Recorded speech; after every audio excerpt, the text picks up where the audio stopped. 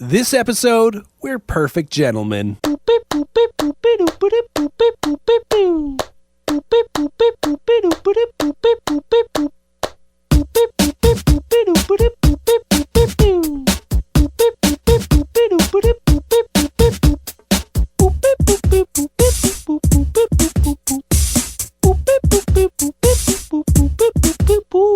Welcome to the Grand Affidavit. He is Grant. He's David. And today, as I said, we are perfect gentlemen because we are talking etiquette. Not just any etiquette. We're talking bathroom etiquette. This is important stuff. This is stuff people need to know. And we're going to break it down because bathroom etiquette is different from bathroom to bathroom. So we're going to break it down for you. Gender to gender, bathroom to bathroom. Yeah. And location to location. Yeah, you're going to be better people for it because we're going to break this down for you. You said pee. Woo! Here we go. We're off to a good start already. Such gentlemen. Speaking of gentlemen, this one, the first etiquette that we're This one has the most conversations about. Yes. The urinal. It's true. And this actually came to mind because as I went to a bathroom earlier today, a public washroom, I was like, okay, there are 3 urinals, okay? So there's 1, 2, which is in the middle, 2's in the middle, and those 2 are normal, and then the one on the far side is like a kid's urinal. So I'm like, oh, obviously I choose the one on the right. I don't go in the middle. And I thought this bathroom's laid out kind of interesting because if there's ever... you're always going to, I'm assuming you're always going to end up standing next to someone regardless, even if there's just 2 people there. Because one guy's going to grab the far side. Is the other guy going to grab the kid's urinal? You shouldn't grab the kid's urinal. You shouldn't. So he's automatically going to stand beside. So I thought that's interesting because urinal etiquette, as it's often been discussed, is that, you, if possible, unless you're at like a sporting event or a concert where, the bathrooms are packed, you want to have a urinal in between everyone, right? You need that buffer urinal. Yes, exactly. The buffer urinal. That's a great way. Now, here's my question. Why does the buffer urinal exist? Well, because people are afraid of people looking at each other's penises. Do you think that's what it boils down to? Is like the Jim Carrey, in Ace Ventura when he's trying to get find the ring, the Super Bowl ring that's missing the diamond or whatever. So he's pretending to look at Buddy's junk so he gets punched in the forehead. Do you think is that the only reason that the urinal etiquette, the buffer urinal exists? Well, and also probably stage fright. Stage fright's a good one. We talked about that on an episode of whatever this is. Briefly talked about stage fright. But one thing that I've never really thought about this, but I'm sure it has happened. In fact, I know it has happened. Is getting another dude's pee on your shoes. Or pant legs. If you wear pants, But I think that's a good enough reason to be like, nope, we need a buffer. So here it is. If you didn't catch it before, if you're using a urinal, if you're in a public bathroom, unless you're like one of those guys who has a urinal in your own house, then do whatever you want. But I guess then there's usually only one. I wonder if there's anyone out there who, private house, but has multiple urinals in the bathroom.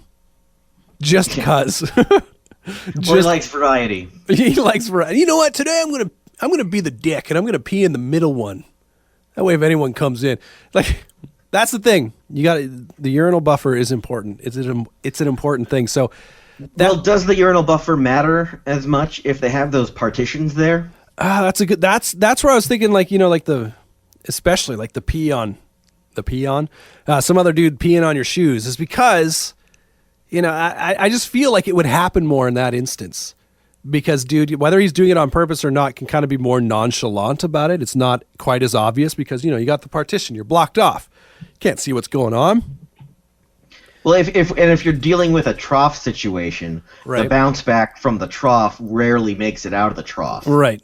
The trough situation's just weird because then I think all etiquette goes out the window. Well, you shouldn't be like shoulder to shoulder with somebody touching them. I can imagine at a sporting event. Never touch somebody when anyone's at a urinal. Never touch them. Never touch them. That's rule number 1. That is urinal etiquette. Just don't touch me, man. Don't touch me. Okay. Well, what would you do if you walked into the bathroom and there's somebody at the urinal? Do you talk to them? Well, that's a good question. That was actually going to lead me to the next thing. I guess we could go this way too with the urinal. I always feel very awkward, regardless if I know them or not. You know, like if you do talk to them, do you look at them? No, you always look forward, straight ahead. You know, you're looking at the wall. You know what I find? Trying to make eye contact with them would be out of the question. Oh, totally. Yeah, very much so. I also think it's very awkward when guys come in and they've got their phone out and they're at the urinal. I'm like, that is risky. That is very risky. You know? And I'm like, and what are you doing with your phone out while at the urinal? FaceTiming. Check out what I'm doing. Well, okay. you got live videos on Instagram now, so there you go. That's one thing to do. But yeah, I don't think you talk to them. I find it weird, you know. Have you ever had someone who obviously knows you? It'd be very weird if it was a stranger. They come into the bathroom, see that you're at the urinal, and they like give you the shoulder shake to try and make you pee all over the place. Now that is just, I'm sorry, that's kind of weird. Don't touch me while I'm touching my. You know what I mean? Well, when I was younger, I would sometimes go in there and I'd kick them in the butt, and so you force their groin into the urinal. Grant, taking things to another level. Just a jerk. Because that would be the worst if you actually got to porcelain. Oh yeah. Oh man. No, I don't even want to think about it. Okay, let's move from the urinal to the stall. What is proper etiquette? The science says the cleanest stall is the stall closest to the door of the bathroom. Okay, yeah. I mean, I'd say most people skip that one and move on. Right. I would agree with you for the most part, but I have on a couple of occasions walked into a bathroom, gone for that first stall, because usually I do. I'm that guy where I'm like, you know what, for that very reason. And then it's just like toilet paper and crap everywhere. I'm like, there's a reason no one's using this stall, because someone was a mess. And how did it get on the wall? walls? Oh, man. You know what is the worst? This is what I would say about stall etiquette. If you are the type of person who does the whole, like, the toilet paper layer, you know, because they're afraid for their skin to touch the seat, please get rid of your toilet paper layer when you are done. There is nothing more disgusting than walking in and going, oh, buddy just left his toilet paper buffer on, and now I got to clean it because I'm not going to sit on that. This is friggin' weird. Now speaking of toilet paper, in the Southern American countries and Central American countries, their sewage system can't take toilet paper. Yeah. So they use the toilet paper, they wipe, and then they just put it in a garbage can. Put it in the garbage can. Or I've been to some like immigrants through my work. I've been to some immigrants' places of residence, and I go into their bathroom. And there's just a pile of covered toilet paper in the corner. I mean, you wouldn't know anything about this because you're not, or maybe you're allowed to go there now. But when I went to Cuba, that's exactly what it was. The weirdest thing. Like even when I went to India, we didn't have to do that, but in Cuba, you know, they had little garbage cans beside the toilet. I'm like, this is so weird. I mean, thankfully the garbage cans had like tops on them, so it kind of, you know, kept a bit of the smell down, I suppose. But it's so weird, like coming from a place, I guess, where that's normal that we wipe and put it in the toilet. But well, just imagine being in the women's bathroom where there's woman stuff. Right. Yeah. Just a pile of them. There you go. Let's not imagine that. I mean, but they're not supposed to flush that down the toilet anyway, so it just goes in the garbage. So well, yeah. I think there's garbage cans in the female washrooms, right? Probably. I couldn't tell you. I just noticed that there's couches in there sometimes. I'm like, what's going on here? Yeah, and then you wonder why, you know, like women go to the bathroom together all the time. Well, they get to lounge around, sit on comfortable seating.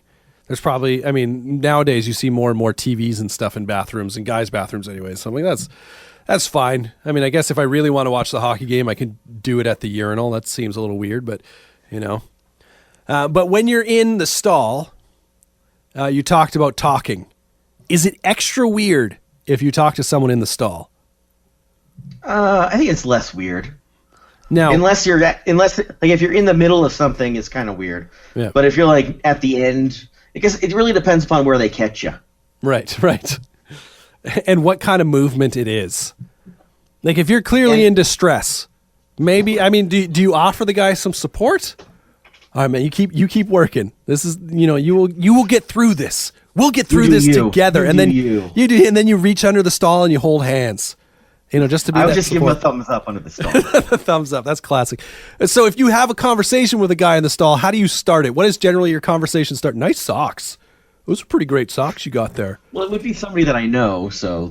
Oh, so I don't just start conversations with strangers. Strangers are a no-go. My favorite thing to do here at work when I go back, because we got like a public bathroom or in the back, right, where there's a stall and a urinal, whatever, is if I know who's in the stall, oftentimes I'll get some paper towel, get it wet, and chuck it over.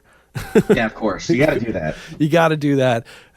Okay, so moving on from stalls, is there etiquette for, like you're a public bathroom, but it's just a private single public, you go in, lock the door behind you. Is there etiquette to that, or is that like fair game? Well, no, you can pretty much do whatever you want. But the thing is I think you should leave it as well as you found it, at least. So now, yeah, I was going to say, does that work both ways? If you walk in and it's a mess, do you add to the mess, or do you just go, okay, and leave it at that mess? Well, if it's really bad, I just turn around and leave. Right. One of the worst things I ever walked into, and I really had to go to the bathroom. Like, I was like, okay, this is happening now. I walked into a bathroom in a 7-Eleven, and somebody had taken like a big gulp cup and stuck it in the toilet, and it had now, like, there was water in it, like, pea-colored water. And I'm like, oh God, what do I do? Because I really have to, like, I literally stopped at this place purely to go to the washroom, because I'm like, I can't wait to get to wherever I'm going. And so it was the old paper towel, like a couple pieces, pick the cup up and just like throw it in the garbage. I'm like, this is the worst, just the worst. Who are these people that do things like that? But going back to the stall, I should have said, because this kind of leads into the private single, do you hold back at all? When it's go time, are you holding back at all? Like, just for whether it's, to be polite to people, or out of your own embarrassment because, this is going to be World War III. Yeah. Well, I have in the past, if I know it's going to be really bad, what I do is I create a silencer out of toilet paper and kind of just hold it up there so I can, like, make all the noise I want, but you can't hear it because the toilet paper's there. I'm kind of curious how this actually works. Like, where you ball of toilet paper, and you just kind of like shove it up to the area where the butthole is. I don't know if I've ever heard this, and I just understand, I don't understand actually how it would work. Well, it's like you hold it there when it's like all the pre noise, all the gas and stuff is vacating, and then once you realize that you're about to it's go time, actually, then you pull the girl away. Yeah, okay. Yeah, that's unbelievable. That's something else. I usually. I mean, I guess it depends. Though you can totally assume that sometimes that ends very badly. I assume that most of the time it ends very badly, especially like if you've got a loud pregame going on. There's a good chance that when game time actually comes, it's exploding right out of there. I find, like, if I'm farting a lot, it's go time really soon. So that's very risky. That's something else. So now, when it comes to the private single bathroom, do you bother with the silencer? No, of course not. I'm still amazed at this silencer, to be honest. I think there's something. If there is aerosol air freshener in there, right, you're responsible to spray that in the private bathroom, right, not in the shared bathroom, but in the private one. Right. You got to spray that air. Now, I have a special technique for spraying the aerosol. When I spray the aerosol, I don't just fire it into the air, because I feel like then all you're doing is mixing the smell of your own crap with whatever flowery scent that aerosol can is. So I spray it into the toilet, because I don't know before or after you flush. Before I flush. And that's important. Yeah. And so, like, I don't know if you remember, I think it was like called Poo-Pourri or whatever. I thought it still exists. Yeah, I thought when I first saw it, I thought it was totally a joke. And they're like, no, it's a real product and you can get it. And their whole premise is that you spray it into the toilet before you flush, because what it does is it helps keep the particles down when you flush it. I don't know if the science actually supports that or not, but I've done it quite a bit. And I have noticed there's a significant less amount of crap smell mixing with, like just like fabricated flour smell. So I go by that technique. I do. I support that technique. I don't know if you do or if you're just kind of sprayed off in the air and go, that's good enough. No, I sit there and I'll spray for like 20 minutes. People will be banging on the door. I'm like, I'm still going. I'm still spraying, guys. Give me a break. I'm doing you all a favor. You're not going to breathe when you get in here because there's not going to be much oxygen left.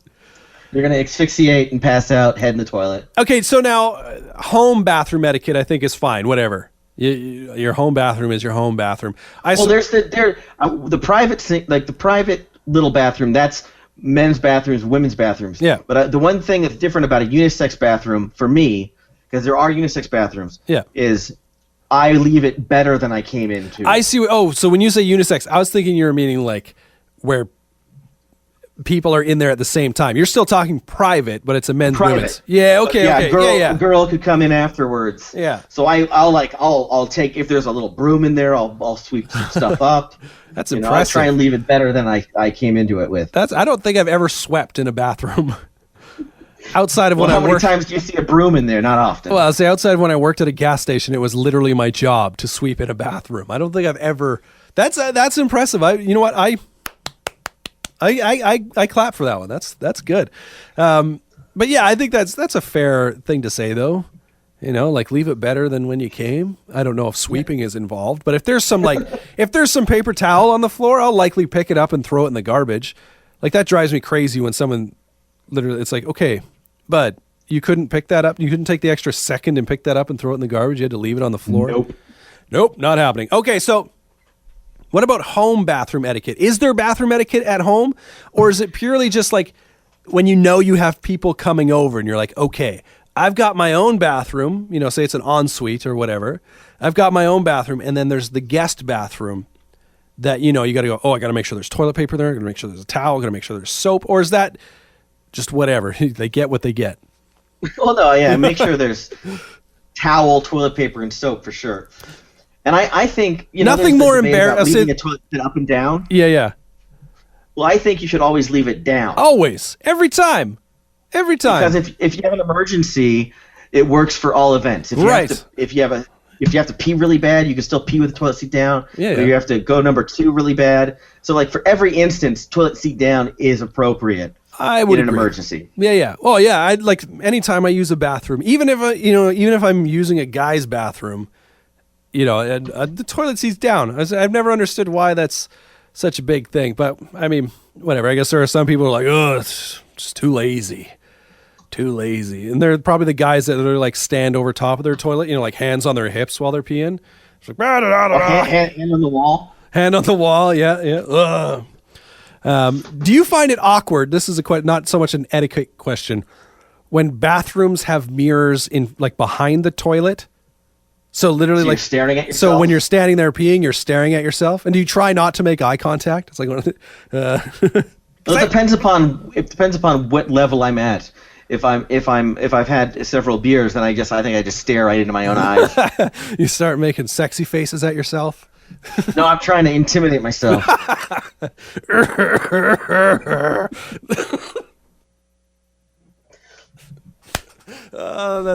That's my intimidation sound, by the way. That sounds more like deliverance to me. At least when you're really drunk. I just don't know whose design idea it was, at one point to go, let's just extend this mirror so it goes all the way along with the toilet. There's nothing more awesome than trying to avoid eye contact with yourself when you're peeing. Probably wasn't a guy who designed that. I'm going to say that, but okay. Well, so they say it makes it look bigger, not your junk. Like it makes the bathroom look bigger. Maybe it does for both. Who knows? Okay. So your friends, I'm gonna group these together. Maybe you can differentiate a little bit, but we're running out of time. So friend's house and parents' house. Do you have any etiquette there? It depends upon what type of friend. If it was like, if I was going to like a bachelor friend's house, right? A guy, I probably would care significantly less about what happened in the bathroom. You're not even gonna flush the toilet when you're done. Upper deckers, whatever. Yes, classic. But at like my mom's place, I'll make sure everything's clean. Right. Again, it would be just like the unisex thing where I want to leave it better than when I came into it. Right. For the most part, I think I feel more comfortable crapping at, say, like my parents' house versus a friend's house. Just like, I mean, your parents have seen you at your best and your worst, most likely. So I was like, whatever. But friend's house, upper decker. For those of you, I wanted to clarify, just for those of you who momentarily may have went, what? An upper decker is when you crap in the tank of the toilet. Classic. Yeah, it's funny if I'm using the bathroom at my mom's place. Upper decker every time. Sometimes upper decker every time. No, she slides like matches under the door. Is that not awkward? Like, that just seems so awkward. Mom, I'm doing my business. Leave me alone. At least slide me a magazine. But it's like But it's funny because it's more about her. Because she uses the matches more than I would need to use the matches. Right. Okay, one last question. This is going back to private bathrooms, private stall, or the private single, I guess. What is a time limit? How long do you think is too long, or like to be in that space? Well, once you reach, I think 5 to 7 minutes is a lot of time. But if you need more time, you just got to take it. You can't sit there and rush yourself.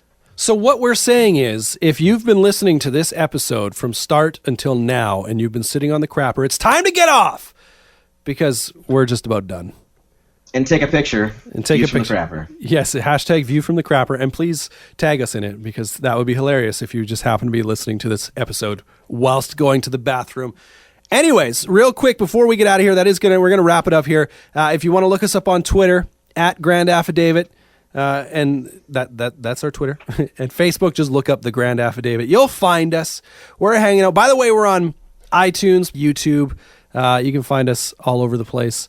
Please comment, leave, also whatever you do on each of those. We want to hear from you guys. But that animal sacrifice. Please make an animal sacrifice for the grant. I don't know what that even means. Why they would be. Anyways, that is going to do it for us. Possibly drown some mice. I don't know. Bye.